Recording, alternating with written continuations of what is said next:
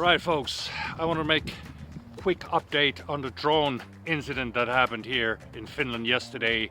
Two of the Ukrainian drones actually landed on Finnish territory in the southeastern part of Finland, not quite here in the high north, but still is relevant for this channel. So let's dive into that subject. Alright, let's quickly wrap up what has happened.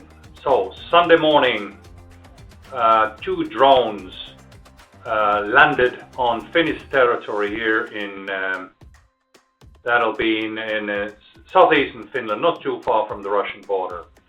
And quite soon, Finnish Defense Force confirmed that they're Ukrainian drones and their actual destination was definitely not Finland.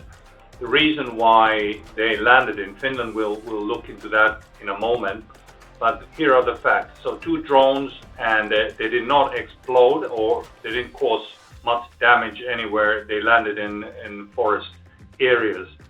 So that's the basic thing. Now we're living Tuesday afternoon, and there's been several announcements from the Finnish government and the defense forces and the police and also. All right, here we have a satellite picture of the Kouvola oil refinery and also oil harbor, which the Russians call nowadays Primorsk. This is, as said in my earlier videos, this is old Finnish territory which was ceded by the Soviet Union after its war against Finland in 1945. So yes, so this I think was the actual target for the drones that ended up landing in Finland. And here you can see a little bit of the distances from Ukraine to Finland, how far these drones have to fly in order to hit their targets. You see St. Petersburg is there, and the Kouvola oil harbor is between, you see that place Kouvola there, which is on the Finnish side of the border. So the Kouvola oil harbor, which I think was the original target for the drones, is somewhere between St. Petersburg and Kouvola. So we're talking about only about 100 kilometers from St. Petersburg and then another 100 to the Finnish border, if not even that. So it's fairly close. And now, okay, let's listen to what the commander of Finnish Air Force, General Timo Herranen, has to say about the matter. Obviously, he's speaking Finnish to the Finnish media, so what he is actually telling here is that we don't really know the reason why the drones ended up on Finnish side, but I will go into that subject after a couple of minutes. I have my own theory and we'll see if it's true. But obviously it doesn't want to tell, maybe they know more, and it's understandable that the military doesn't want to tell what they know. He's just saying that they have a close cooperation with our NATO allies and Baltic states as well, and you have to remember the US AVAX planes are here in the region as well. At least one of them was quite recently when the Cold Response 2026 exercise was taking place. So we'll have to see about that. There you have it, AVAX plane. I'm not sure where it is. Alright, there you see a Finnish AVAX operator and some of the Hornets escorting the AVAX plane. Alright, let's look closer to the actual drone, what kind of drone it is. At least one of the drones, there were two that landed in Finland, so one of the drones is so-called AN196 is the type. I think the Ukrainians call it Liutyi. I don't know what it means. Maybe somebody said it's like February or something like else like fears or whatever. Anyway, it has a range of 2,000 kilometers, maximum range. It costs around $200,000 US, and they make these in the famous airplane factory Antonov. You've probably heard about the Antonov planes. So that's where these drones are made locally in Ukraine. All right, let's get into a more serious part of this matter. When you look at this map, obviously you can see it's a Russian map. It's taken away from one of the Russian telegram sites or channels where Russians follow the war. And the interesting thing here is that they are claiming that the route of the drones are actually going through NATO countries here, like Poland, Lithuania, Latvia, Estonia, and then kind of sneaking into Russian territory. That's why the Russian air defense systems don't detect them, because they are not coming through the Russian airspace. That's their claim. And that's been their claim. A bit later I will show you a video clip of an American colonel, and that's a very disturbing clip, because you know we are playing around with serial things. Because now the latest, this is just arrived. I have a newspaper clip. It's only in Finnish because this is fresh news, just arrived, that in Russia, this is from the Helsingin Sanomat, the biggest newspaper here in Finland, that the actual Finland is somehow part on these drone attacks to the Karelia, or to the Russian side of Karelia. And that is very, very, very serious accusation. And, you know, that can really escalate the situation. We have to be really careful what we say and see here, because that is a Russian tactics. That's how they can claim and kind of, in the worst case scenario, pull countries to this conflict. I don't think they want that, because... All right, folks, here is a very, very distinguished soldier, Colonel Douglas Macgregor. He's a veteran of the Gulf Wars and received many medals there, as you can see from his uniform. He is a tank man, I think, originally, but he's done a service, as you can see. He's got his wings as well. He's served in various different troops.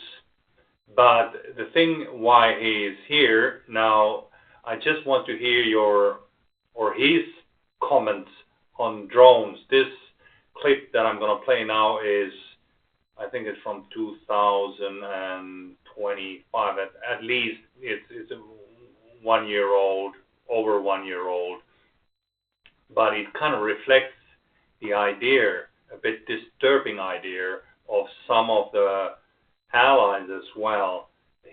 I have to underline that he is not reflecting the majority opinion in the US Army. I'm quite sure, I'm absolutely positive about it. But you can see that you have this kind of dissident voices, and this podcast where he visited when this was recorded is called Redacted, which is known to be pro-Russian podcast. So that kind of explains a lot. But anyways, since it's very kind of topical today, let's listen to it. Is eminently capable of controlling everything that happens from the Arctic Circle of the Finnish border all the way down to the Black Sea, where NATO's border with Romania and Bulgaria end. In other words, nothing can really happen there unless somebody knows about it in the White House. So over the weekend, we discovered that at least 2 or 3 drones, I'm told, were flown. Now, where were they flown from? We're assuming Finnish soil, because the target was about 200 kilometers east of Finland, up near the Arctic Circle on the Kouvola Peninsula. You go a little further, and they have their submarines, their strategic submarine arsenal. It's a very highly militarized area. All of a sudden, these drones appear out of nowhere, but we think they were flown from Finland. They managed to destroy a supersonic Tupolev bomber on the ground. Now, this is something that under normal circumstances, the Ukrainians, with what they've got, could never reach. You're talking about trying to fly something like that from Ukraine all the way up to the Arctic Circle, it would never make it. So we think it probably came from Finland. This now means that we have done something that the Russians have told us is a red line. We have actually permitted attacks to be launched from NATO soil, ostensibly by the Ukrainians. Now, how the Ukrainians got to Finland is incomprehensible to me. But again, that sort of thing is not going to happen without Washington knowing about it, certainly not without the CIA and MI6 in London knowing about it. Okay, folks, let's look finally here some options that might have happened in this specific incident. I don't know if you're familiar with the term spoofing. It's pretty much the same as jamming, and it all has to do, this little picture here kind of shows more than 1,000 words. So you have a drone here, and then you have an element somewhere who does not want you to end up in your intended location. You use certain technology to divert the drone, and it ends up somewhere else. So I think the Russians are pretty good in this, and the Ukrainians have obviously some countermeasures, but as said, it's part of the drone warfare, and they call it spoofing. Here you have a bit more accurate kind of description what it might be. So they use GPS in many cases, and they're just feeding the false location data for it, and it ends up somewhere else. And the dangerous thing here is obviously that, you know, it gives an opportunity for the one party who is doing this, and that's totally understandable, who wants his or her oil refineries to be hit by enemy sort of drones. That's totally part of the warfare. So there is nothing ethically wrong by diverting your enemy's sort of aerial vehicles, whatever they might be. But the thing is, what makes it very dangerous for Finland is obviously the fact that they can end up here and they can be used as propaganda. Obviously, they are carrying a load of sort of explosives as well. So there's always a possibility of it landing on some inhabited area, a village or a city, densely inhabited area, and that would cause total havoc. And obviously, the Russians are eager to divert them to the Finnish side, and with this they can cause different types of psychological effects. You can all think. And here we have some of the GPS interference on a map, the areas where it is pretty well documented, and also seafarers. So the Russian side is actively using that in order to cause different kind of confusion on this side of the border. Just to show you the map there. Okay, just to conclude this video, it became a bit longer than I expected. There's more material coming in all the time, but I just want to keep it short as possible. So the final thing here for today is that Ukraine apologies from that side that their drones have crashed on the Finnish side of the border, but I don't think many Finns really blame the Ukrainians for this incident. We don't really know, was it a fault in the drones, or was it something that spoofing from the Russian side, or jamming or whatever. method they might have been using. So I guess, and it was pretty harmless. But it was a good wake-up call for Finland, because drones are the new sort of method in warfare in general. It has really changed a lot, and we see it in Ukraine constantly. And they are experts in drone warfare. So I think NATO countries like Finland and the others here in the high north, we have a lot to learn from them.